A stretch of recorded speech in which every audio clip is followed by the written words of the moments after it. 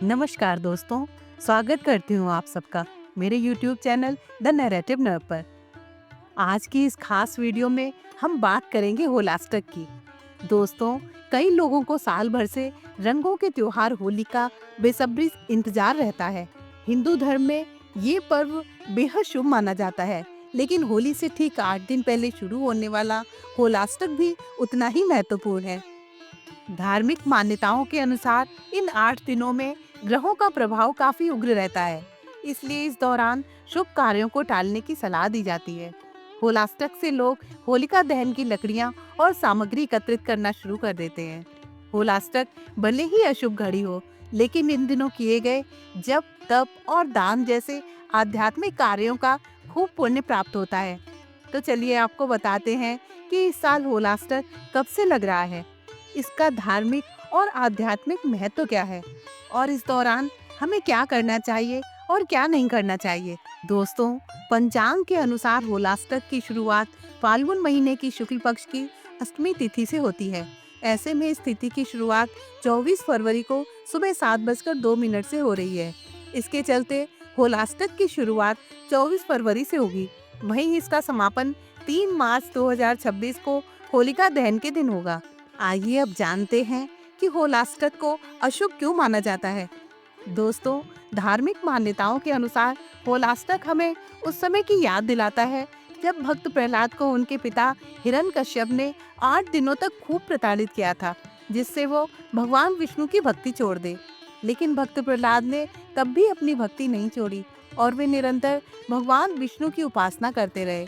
जब इतनी यातनाएं देने के बाद भी प्रहलाद को कुछ नहीं हुआ, तब हिरण्यकश्यप ने अपनी बहन होलिका को उसे मारने की जिम्मेदारी दी। लेकिन भगवान विष्णु की कृपा से होलिका, जिसे अग्नि में ना जलने का वरदान था, वो खुद आग में जलकर भस्म हो गई और भक्त प्रहलाद का बाल बाका भी नहीं हुआ।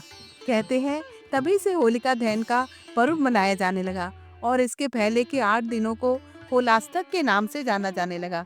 धार्मिक मान्यता के अनुसार होलाष्टक के दौरान ग्रहों की स्थिति अनुकूल नहीं होती, इसलिए इन दिनों शुभ कार्य नहीं किए जाते। आइए अब आपको बताते हैं कि कौन से हैं वो काम जो होलाष्टक के दौरान बिल्कुल भी नहीं करने चाहिए। दोस्तों, होलाष्टक की अवधि के दौरान कोई भी नया वाहन नहीं खरीदना चाहिए। होलाष्टक के दौरान कोई भी मांगलिक कार्य, विवाह, मुंडन और गृह प्रवेश आदि के कार्य नहीं किए जाते। साथ ही होलाष्टक के दौरान किसी भी नवविवाहित जोड़े को अपनी ससुराल में पहली होली नहीं मनानी चाहिए। ऐसा करना अशुभ माना जाता है। होलाष्टक के समय दान पुण्य के कार्य करने चाहिए। ऐसा करने से अक्षय पुण्य की प्राप्ति होती है।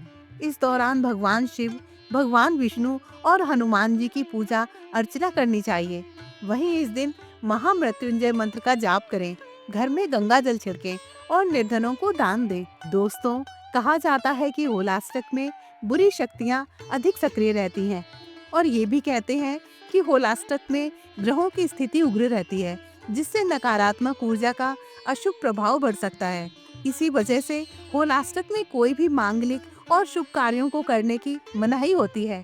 तो आइए जानते हैं कि होलाष्टक के दौरान क्या उपाय करना शुभ रहेगा।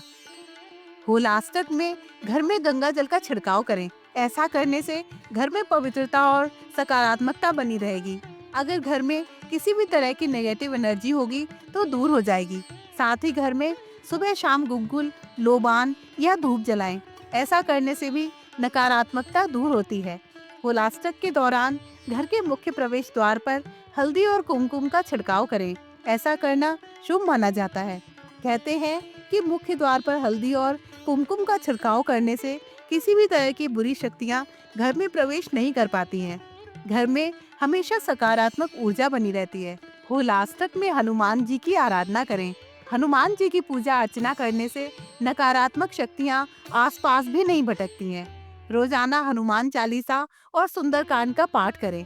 खास तौर से मंगल और शनिवार के दिन बजरंगबली की आराधना जरूर करें। साथ ही गुड़ चने का भोग भी लगाएं। हनुमान जी की पूजा करने से घर परिवार पर किसी भी बुरी शक्ति का असर नहीं होता। घर में सदैव सकारात्मकता बनी रहती है। होलाष्टक में पूजा पाठ के साथ ही दान पुण्य भी करें। गरीब और जरूरतमंदों को अन्न, धन और वस्त्र का दान करें। गेहूं और तिल का दान करना भी अत्यंत लाभकारी माना जाता है। होलाष्टक में दान करने से घर में शुभता और संपन्नता बनी रहती है। दोस्तों, होलाष्टक ये याद दिलाता है कि उत्सव से पहले संयम आवश्यक है और आनंद से पहले आत्म संयम। जब हम इन 8 दिनों में अपने मन और कर्म को शुद्ध करते हैं, तभी होली का पर्व हमें सच्चा आनंद और उल्लास प्रदान करता है। यदि आपको ये जानकारी उपयोगी लगी हो, तो वीडियो को लाइक करें, अपने परिवार और मित्रों के साथ शेयर करें और ऐसे ही सनातन धर्म से जुड़े पावन विषयों के लिए हमारे चैनल को सब्सक्राइब करना ना भूलें। आप सभी पर विष्णु जी की कृपा हमेशा बनी रहे। जय श्री हरि।